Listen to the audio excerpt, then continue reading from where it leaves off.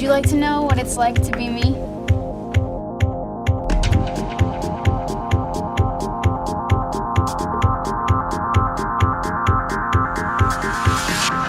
Stop!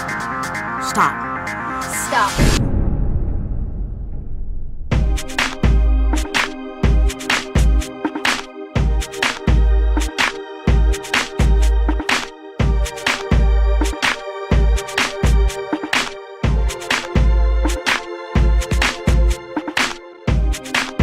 This is who we are. This is our life. This is our generation.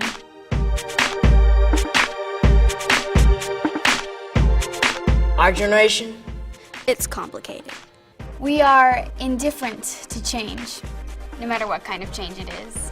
We're experiencing change faster than any generation before us. We live in a world of rapid acceleration. We have to keep up. Some call us digital natives. Because we've never known life without the internet. Or cell phones. We don't like to be labeled or categorized or stereotyped. Especially by those who know us the least. If I need advice, I'd rather get it from my social network than my parents or pastor. Who do I trust? I trust myself. I trust myself. I do what I feel is right. I trust my ability to decide what's right for me.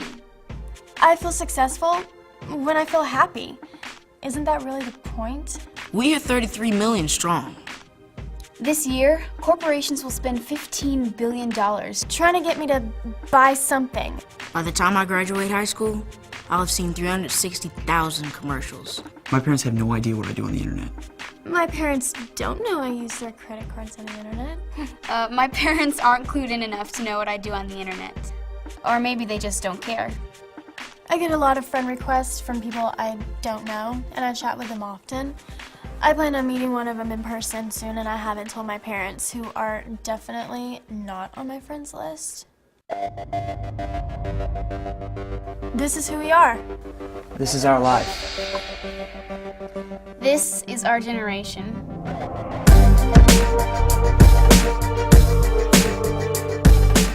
Right now there's about like 33 million teenagers that live in the United States. Very, very technologically savvy, very wired, very mobile. They're able to do 50 things at once.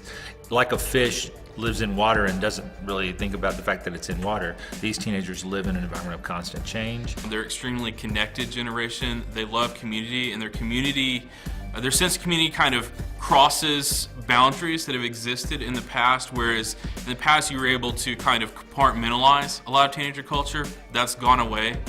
So instead of where it was always a person-to-person, we're realizing that they are now meeting and talking to friends on the internet that they've never actually met, other than through whether it's Facebook, MySpace, Tumblr, blogs, all of these different places. Well, I think just like any generation of teenagers, relationships is the biggest thing in their world. You know, they're relational, but it's in a different way. They're sharing their life with each other in a totally different way. They're almost trying on identities in social networking sites to sort of decide who they're going to be. And once they decide who they're going to be, they're very passionate about it.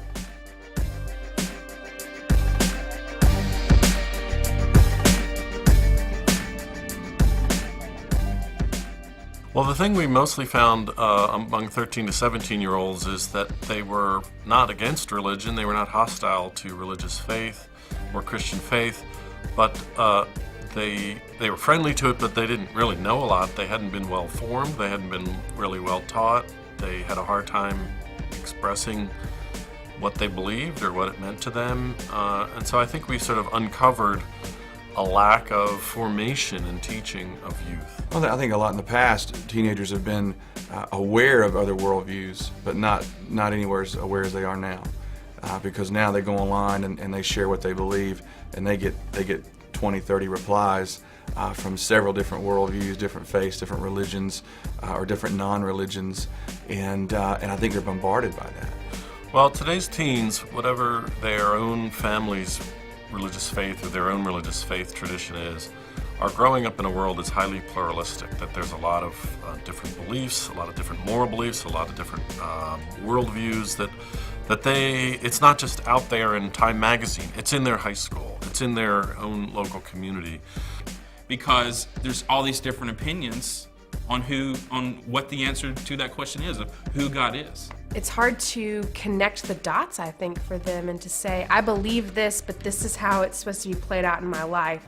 The majority are very biblically illiterate. And I think, if anything, a lot of students aren't grounded in what they think they believe about the Bible, about God, about life. So when they're challenged, it makes them just sort of back off. And once they back off, they start just thinking, well, maybe everything's kind of just true.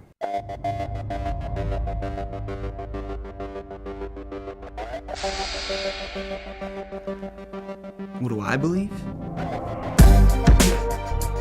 You would say I'm a rebel. You would say I'm a rebel, seeking out anything but the religion I grew up in. But you'd be wrong. Because you don't know me. Because you don't know me. Because you don't know me. Actually, most of us believe what our parents believe. Most of us consider ourselves Christians, especially if that's how we grew up. I see God as kind of like this big therapist in the sky. Yes, I believe Christianity is a path to God. But why should I believe that it's the only path to God? I don't really talk about my faith at school. I believe in Christianity. My friend believes in Islam. Who am I to judge? Who am I to say it's wrong to be gay? I'm not really sure it is. But we're not confused. We're sure of who we are. They call it therapeutic individualism. But like I already told you, we don't like labels.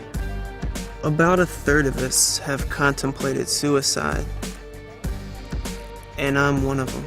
But like I said, I am a Christian. I am a Christian. At least I think I am. But what does that really mean? But what does that really mean? You tell me. But you have to do it fast. Because this world doesn't exactly... Stop. Stop. Stop. Stop.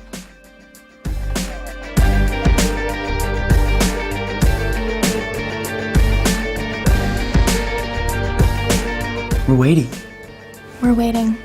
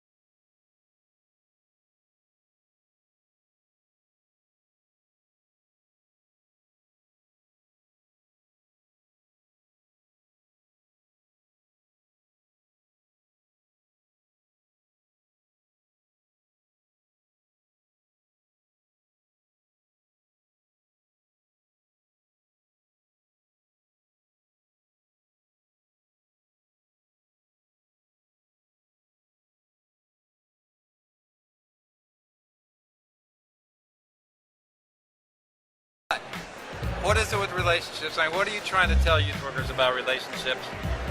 The good ones? I mean, what are you trying to say to us? Yeah, I mean, I think it's a fair comment to say that relationships have been a central part of youth ministry, maybe since at least its conception, at least it's kind of modern youth ministry in the middle of the 20th century. And I think it's been a really good thing, and that there's good reasons that we've focused on relationships. But my point in the two books is trying to drive that more theologically, to ask really what are relationships about and what are relationships for. And I think too often in youth ministry particularly, we've seen relationships as the purpose of influencing kids, that we've used the relationship as a carrot or as a bridge to get kids to do things, or get kids to be things, or get kids to commit to something. And I think some of those things are really good, but I tried to re-explore what relationships really are and tried to look at how relationships might actually be the place where God meets us, that we may even encounter God in relationships. So it's kind of about recasting what relationships are theologically for our ministry. Interesting. And there's a large parachurch organization that we don't need to name, but for a long time they were talking about relational evangelism. And part of that I thought, oh, this is a good thing, but part of it is like there's a you're using the relationship to advance a goal, which makes it seem like the relationship doesn't matter that much. Or is that part of what you're trying to do? Yeah, I mean, that's exactly it. That what's really ironic is when we use the relationship as a goal, as a means to another end, then really, at the end, the relationship doesn't matter. Yeah. What really matters is where you've gotten the kid, whatever that might be. But that's what matters. And the relationship itself is really a tool. It's really an instrument that you use to get the kid somewhere else. And what I tried to do is explore what would it mean if the relationship was it. If the relationship was the place where we really encountered each other, where we really sought for God, and maybe the place where real transformation happened, both socially for young people, but also in a real spiritual way as well. So I tried to see the relationship as the end and as the goal in and of itself of ministry, which I think connects more to a biblical theological understanding of who God is, that God really desires for us to be in relationship with God.